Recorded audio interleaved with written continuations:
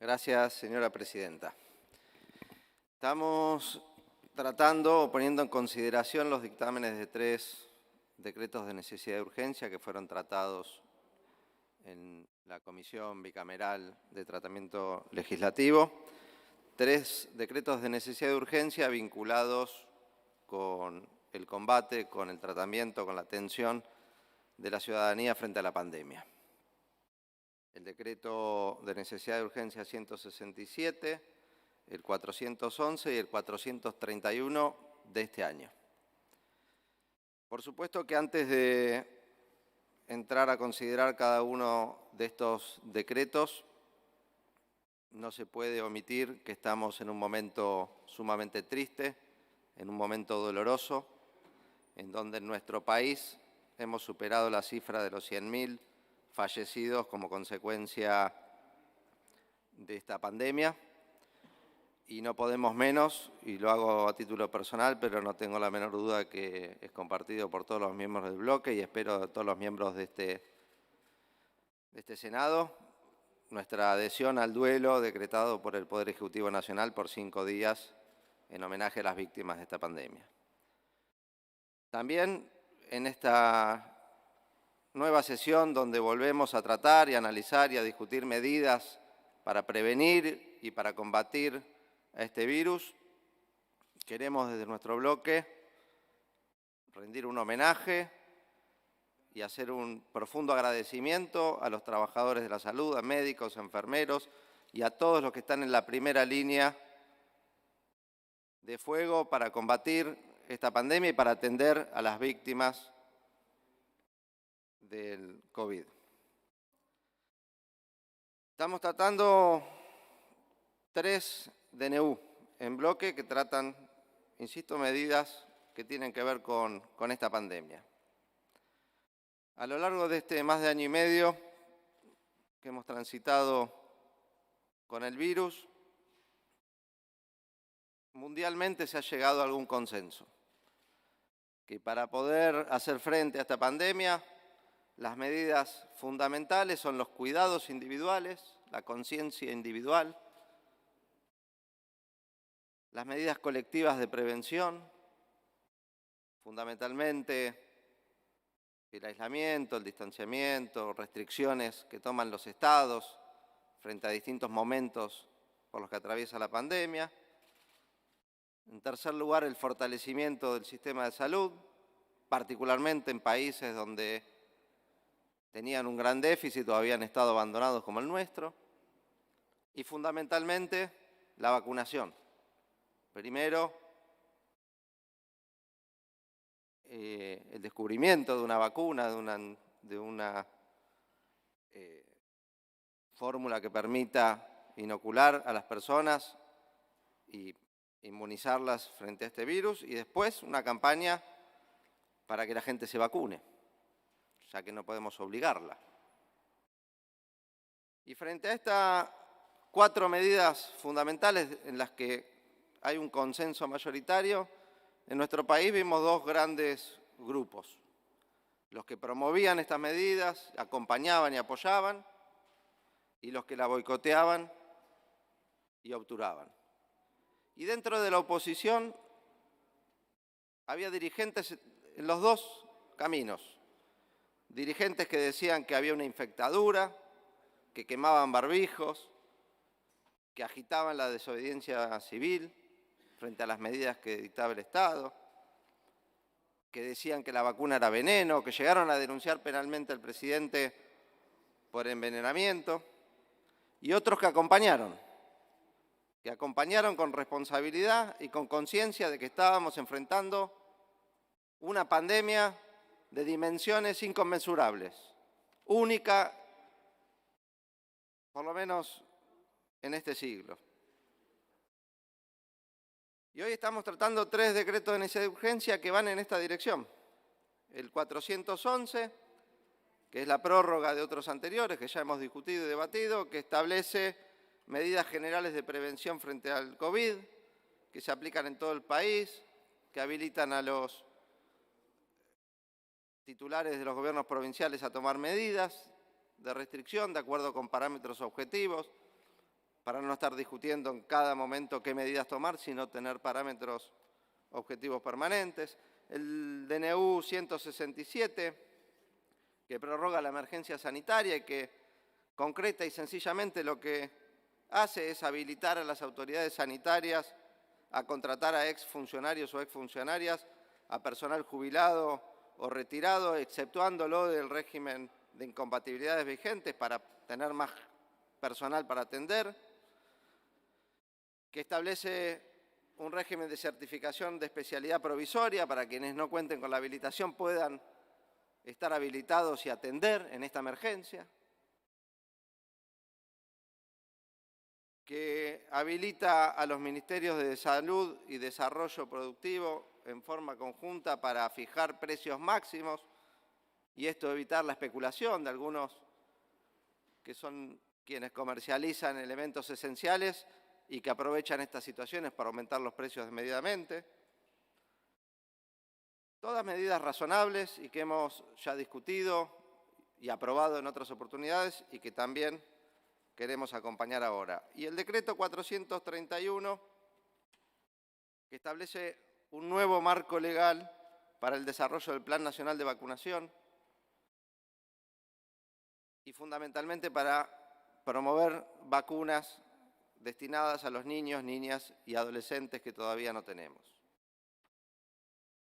Y decía que frente a estas medidas teníamos dirigentes de la oposición que acompañaban y yo realmente destaco y traigo acá el recuerdo de una reunión y de un tuit del presidente del bloque de la oposición de la Cámara de Diputados, reunido en la Casa de Gobierno junto al presidente de la Nación, a dirigentes del oficialismo también.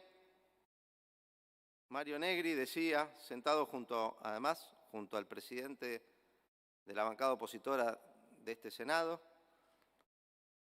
decía, presidente Alberto Fernández, usted es el comandante en la batalla, somos uno solo en esta pandemia. Pero a medida que se acercan las elecciones, se van alejando estas actitudes responsables, maduras, muy valoradas por la sociedad, de unirnos para enfrentar una pandemia que no tiene color político. Y en esta tragedia, en estos 100.000 fallecidos que contamos en la Argentina, todos tenemos a un ser querido que ha perdido la vida. Todos tenemos un ser querido que ha perdido la vida. Entonces duele cuando el expresidente de la Nación, en vacaciones en Europa, sin respetar las restricciones cuando va y cuando viene, con un desprecio total por lo que pasa en la Argentina, habla sobre los 100.000 muertos de coronavirus y dice, con más humildad y menos ideología podrían haber sido muchos menos. Lo de la humildad me parece que hay que dejarlo de lado cuando se trata de declaraciones de una persona tan soberbia que ha llegado a decir que bajar la inflación era lo más fácil del mundo y la duplicó, que iba a ir a pobreza cero y la duplicó. Pero lo de la ideología me parece que merece alguna respuesta también. Porque efectivamente el expresidente tiene una ideología que la ha expresado explícitamente, la ideología del sálvese quien pueda. Que se muera el que tenga que morir, dijo el expresidente. Y nosotros entendemos que no, que nadie se salva solo, que nadie se realiza en una comunidad que no se realiza y que tenemos que pelear juntos para poder resolver este problema de la pandemia, porque si unos no se cuidan, los demás sufren las consecuencias también. Y en esta discusión yo entiendo que se acercan las elecciones y algunos se ven tentados de utilizar políticamente esto. La escuchaba la senadora Silvia Zapag y no tengo más que adherir a las sentidas palabras que expresó una colega que ha sufrido las consecuencias del terrorismo de Estado en primera persona.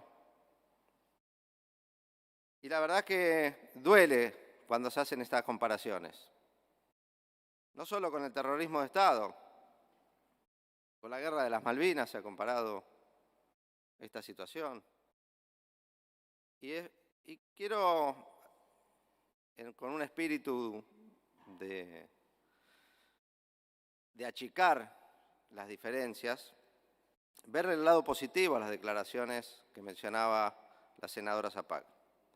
Porque el propio senador que hizo esa, creo, desatinada comparación, él mismo dijo, no quiero hacer una comparación de mal gusto, pero la hizo.